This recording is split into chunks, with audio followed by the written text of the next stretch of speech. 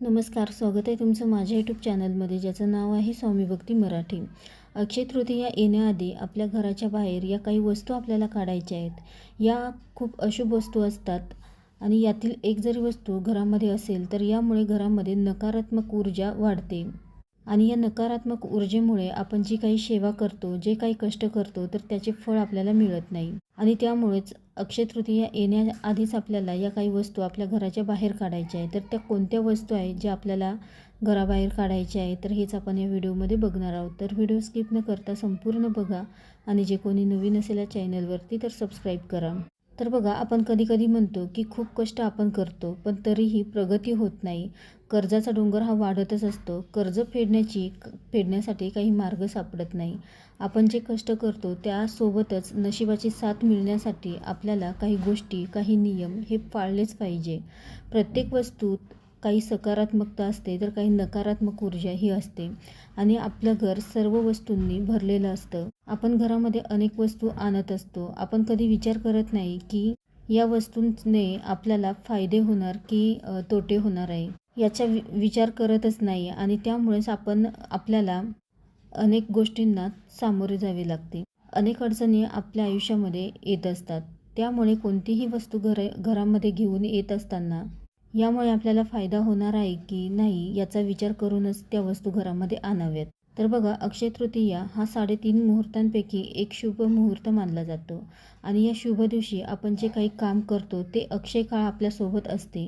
म्हणजे या दिवशी आपण सोनं, वाहन, घर खरेदी करत असतो. तर त्यामध्ये आपल्याला कधीच फसवणूक होत नाही, आपली प्रगती होत असते.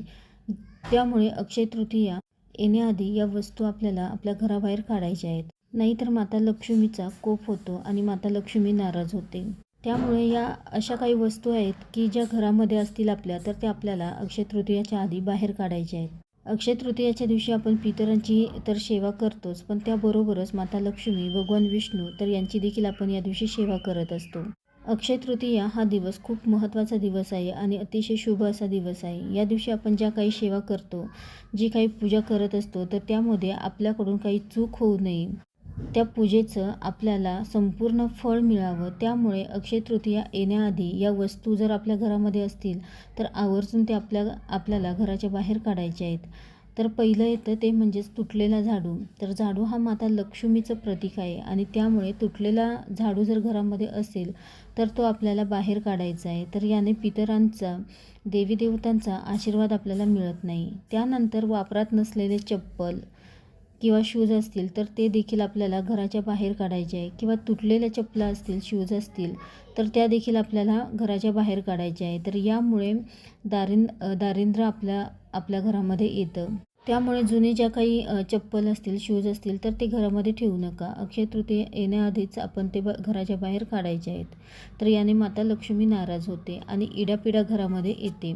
त्यानंतर तुटलेले भांडे असतील तर ते देखील आपल्याला घराच्या बाहेर काढायचे आहे. तर यामुळे अशांतता निर्माण होते आणि यामुळे माता लक्ष्मी आपल्या घरामध्ये राहत नाही. माता लक्ष्मीला आनंदी आणि शांतता असलेले घर प्रिय आहे. त्यामुळे घरामध्ये शांतता राहावी यासाठी आपल्याला या काही गोष्टी करायच्या आहेत. आणि तुटलेले भांडे जर घरामध्ये असतील तर ते नकारात्मकता शोषून घेण्याची क्षमता खूप असते या भांड्यांमध्ये.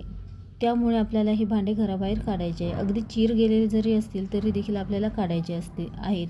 मग ते भांडे तुमचे स्टीलचे असो, ॲल्युमिनियमचे असतील किंवा प्लॅस्टिकचे असतील तरीही ते आपल्याला बाहेर काढायचे आहे. त्यानंतर घाणेरडे किंवा फाटलेले कपडे असतील तर ते देखील तुम्ही घराच्या बाहेर काढायचे आहेत.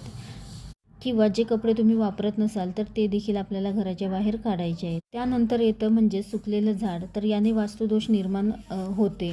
त्यामुळे आपल्याला जर तुमच्या घरामध्ये सुकलेलं झाड असेल, एखादं रोपटं असेल तर ते देखील आपल्याला घराच्या बाहेर काढायचं आहे.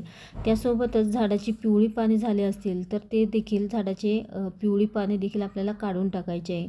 तुम्ही सेवा करा किंवा नका करू, पण या गोष्टी आपल्याला नक्कीच आवर्जून करायच्या आहे. त्यासोबतच देवघर देखील आपल्याला या दिवशी स्वच्छ करायचं आहे. मुख्य दरवाजा स्वच्छ करायचा आहे. उंबरठा स्वच्छ करायचा आहे. उंबरठ्याला हळदीचं लेपन करायचं आहे. हळदी कुंकू अक्षता अर्पण करून त्या दरवाजाची आपल्याला पूजा करायची आहे. उंबरठ्याची पूजा करायची आहे. त्यासोबतच दरवाजाचा जर उघडताना किंवा लावताना कर असा आवाज येत असेल तर त्या नटांवर आपल्याला थोडंसं तेल टाकायचं आहे, तर हे देखील अशुभ मानले जाते. तसेच देवघरामध्ये फाटलेले ग्रंथ असतील किंवा देवांची मूर्ती किंवा तुटलेले फोटो असतील तर ते देखील आपल्याला विसर्जित करायचे आहे. त्यासोबतच किचनमध्ये खराब झालेले किंवा बुरशी आलेले धान्य असेल, लोणचं वगैरे असेल तर ते देखील आपल्याला काढून टाकायचं आहे. न वापरणाऱ्या ज्या काही गोष्टी असतील, ज्या आपण कधीच वापरत नाही तर त्या आपल्याला काढून टाकायच्या आहेत. तर यामुळे अनेक अडचणी आपल्या आयुष्यामध्ये येतात आणि घरातील ज्या बंद पडलेल्या वस्तू किंवा खराब किंवा तुटलेल्या ज्या काही वस्तू असतील, घड्याळं असतील बंद पडलेले, तर ते देखील आपल्याला काढून टाकायचे आहेत.